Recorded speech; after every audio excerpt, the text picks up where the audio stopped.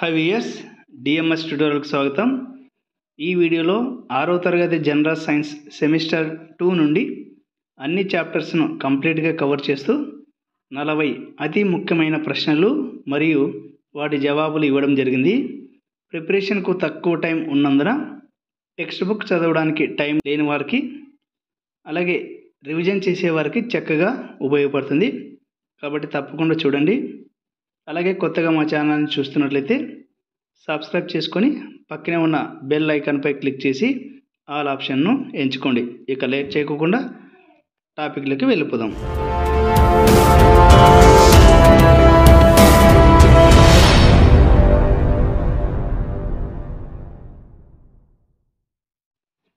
మొదటి ప్రశ్న, 19వ శతాబ్దం వరకు ప్రజలు ఒక ప్రాంతం నుండి మరో ప్రాంతానికి రవాణా కోసం దేని మీద ఆధారపడేవారు?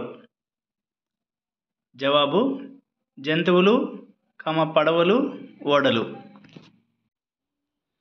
రెండో ప్రశ్న, నూతన రవాణా పద్ధతుల అభివృద్ధికి దారితీసిన ఆవిష్కరణ ఏది?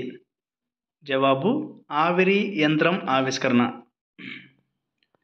మూడో ప్రశ్న, విద్యుత్ రైళ్లు, మోనోరైళ్లు, సూపర్ సోనిక్ విమానాలు, అంతరిక్ష నౌకలు అందుబాటులోకి ఏ శతాబ్దంలో వచ్చాయి? జవాబు 20వ శతాబ్దం. నాలుగో ప్రశ్న, ప్రాచీన కాలంలో మోజేయి నుండి వేలి కొనల వరకు గల పొడవును ఒక మూర పొడవుగా ఉపయోగించిన వారు? జవాబు ఈజిప్ట్ వారు. ఐదో ప్రశ్న, పొడవుకి ఎస్ఐ ప్రమాణం? జవాబు మీటర్. అలాగే ఒక మీటర్ = 100 సెంటీమీటర్లు, ఒక సెంటీమీటర్ = 10 మిల్లీమీటర్లు, ఒక కిలోమీటర్ = 1000 మీటర్లు. ఆరో ప్రశ్న, 1790 సంవత్సరంలో మెట్రిక్ వ్యవస్థ అని పిలువబడే ఒక ప్రామాణిక కొలత ప్రమాణమును సృష్టించిన వారు? జవాబు ఫ్రెంచ్ వారు. ఏడో ప్రశ్న, ఒక పరిమాణ కొలతను ఏమంటారు? జవాబు ప్రమాణం. ఎయిత్ క్వశ్చన్, ప్రస్తుతం ఉపయోగిస్తున్న ప్రమాణాల వ్యవస్థ ఏది? జవాబు అంతర్జాతీయ ప్రమాణాల వ్యవస్థ, సిస్టమ్ ఆఫ్ ఇంటర్నేషనల్. తొమ్మిదో ప్రశ్న, ప్రాచీన కాలంలో చిన్న పొడవుల కొలతలను కొలవడానికి వేటిని ఉపయోగించేవారు? జవాబు అంగుళాలు, బెత్త. అంగుళాలను వేలుతో కొలిచేవాళ్ళు, పిడికిలతో బెత్తను కొలిచేవాళ్ళు. పదవ ప్రశ్న, ఒక సరళ రేఖ వెంబడి కదిలే చలనాన్ని ఏమంటారు? జవాబు రేఖీయ చలనం అంటారు. అలాగే 11వ ప్రశ్న, రేఖీయ చలనానికి ఉదాహరణలు ఏవి? జవాబు తిన్నని రోడ్డుపై వాహనాల చలనం, పేరేడ్లోని సైనికుల కవాతు. 12th క్వశ్చన్, ఏ చలనంలో స్థిరంగా ఉన్న బిందువు నుండి కదులుతున్న వస్తువుకు గల దూరం స్థిరంగా ఉంటుంది? జవాబు వృత్తాకార చలనం లేదా భ్రమణ చలనం. అలాగే 13వ ప్రశ్న, వృత్తాకార చలనానికి ఉదాహరణలు ఏవి? జవాబు విద్యుత్ ఫ్యాన్ యొక్క బ్లేడు, గడియారపు ముళ్ళు మొదలగునవి. 14వ ప్రశ్న, పిల్లవాడు ఒక రాయికి తాడును కట్టి చేతితో గిరగిర తిప్పాడు. ఆ రాయి చలనం ఏది? జవాబు వృత్తాకార చలనం లేదా భ్రమణ చలనం. 15వ ప్రశ్న, ఒక చలనం నిర్ణీత సమయంలో పునరావృతం అవుతూ ఉంటే ఆ చలనాన్ని ఏమంటారు? జవాబు డోలన లేదా ఆవర్తన చలనం. 16వ ప్రశ్న, ముందుకు వెనుకకు కదులుతున్న చెట్టు కొమ్మ, ఉయ్యాల మీద పిల్లల చలనం, గిటార్ యొక్క తీగల చలనం, వాయించబడుతున్న డ్రమ్స్ యొక్క పొరల చలనం ఏ చలనానికి ఉదాహరణలు? జవాబు ఆవర్తన లేదా డోలన చలనం. 17వ ప్రశ్న వచ్చేసి, స్వయంగా కాంతిని విడుదల చేసే వస్తువులను ఏమంటారు? జవాబు ప్రకాశవంతమైన వస్తువులు. అలాగే కొత్తగా మా ఛానల్ చూస్తున్నట్లయితే తప్పకుండా సబ్స్క్రైబ్ చేసుకోండి. నెక్స్ట్ 18వ ప్రశ్న, మనం ఏదైనా వస్తువు ద్వారా స్పష్టంగా చూడగలిగితే ఆ వస్తువుని ఏమంటారు? జవాబు పారదర్శక పదార్థం. నెక్స్ట్ 19వ ప్రశ్న, ఏ వస్తువు ద్వారా చూడలేమో ఆ వస్తువులను ఏమంటారు? జవాబు అపారదర్శక పదార్థం. 20వ ప్రశ్న వచ్చేసి, కొన్ని వస్తువులు గుండా చూడగలం కానీ స్పష్టంగా కాదు, అలాంటి వస్తువులను ఏమంటారు? జవాబు వచ్చేసి పాక్షిక పారదర్శక పదార్థాలు. 21వ ప్రశ్న, ఏ వస్తువులు తమ గుండా కాంతిని ప్రసరింపజేస్తాయి? జవాబు పారదర్శక పదార్థాలు. ఉదాహరణ గాజు, గాలి, నీరు మొదలగునవి. అలాగే 22 ప్రశ్న వచ్చేసి నీడలు ఏర్పడడానికి కారణం ఏంటి? కాంతి ప్రయాణించే మార్గంలో అపారదర్శక పదార్థం ఉన్నప్పుడు నీడలు ఏర్పడతాయి. నెక్స్ట్ 23 ప్రశ్న కాంతి ఎల్లప్పుడూ ప్రయాణించే మార్గం ఏది? జవాబు రుజు మార్గం లేదా సరళ రేఖ మార్గం. అలాగే 24 ప్రశ్న కాంతి దిశను మార్చే ప్రక్రియను ఏమంటారు? జవాబు కాంతి పరావర్తనం. విద్యుత్ ఘటం లేదా సెల్లో లోహపు మూత ఉన్న వైపు ఏ ధ్రువాన్ని సూచిస్తుంది? జవాబు ధన ధ్రువాన్ని సూచిస్తుంది.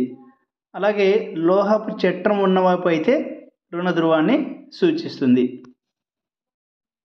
26వ ప్రశ్న విద్యుత్ బల్బులో ఉన్న ఫిలమెంట్ తీగ ఏ లోహంతో తయారు చేయబడింది? జవాబు టంగ్స్టన్.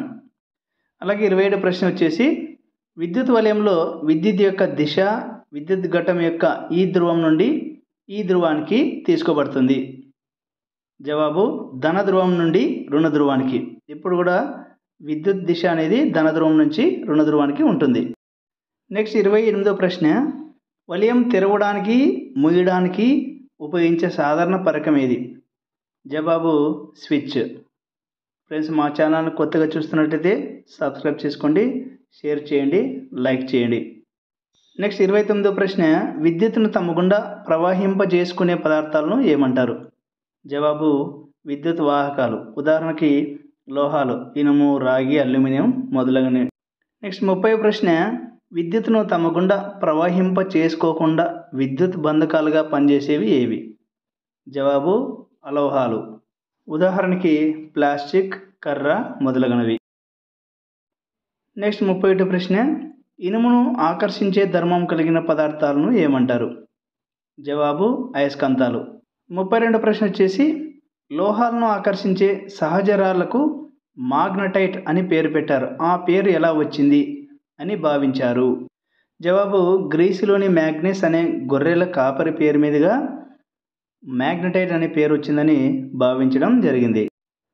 33వ ప్రశ్న అయస్కాంతం వైపు ఆకర్షించబడని పదార్థాలను ఏమంటారు? జవాబు అనయస్కాంత పదార్థాలు. ఉదాహరణ చెక్క, ప్లాస్టిక్, కాగితం మొదలగునవి. 34వ ప్రశ్న స్వేచ్ఛగా వేలాడదీసిన దండాయస్కాంతం ఎల్లప్పుడూ ఏ దిశలకు నిశ్చల స్థితికి వస్తుంది? జవాబు ఉత్తర మరియు దక్షిణ దిశలకు ఎల్లప్పుడూ నిశ్చల స్థితికి రావడం జరుగుతుంది. అలాగే 35వ ప్రశ్న సజాతి ధ్రువాల మధ్య వికర్షణ బలం ఉంటే మరి విజాతి ధ్రువాల మధ్య ఉండే బలం ఏది? జవాబు ఆకర్షణ బలం. నెక్స్ట్ 36వ ప్రశ్న గాలి ఒక వాయువుల మిశ్రమం అయితే ఇందులో కలిసి ఉన్న అంశీభూతాలు ఏవి?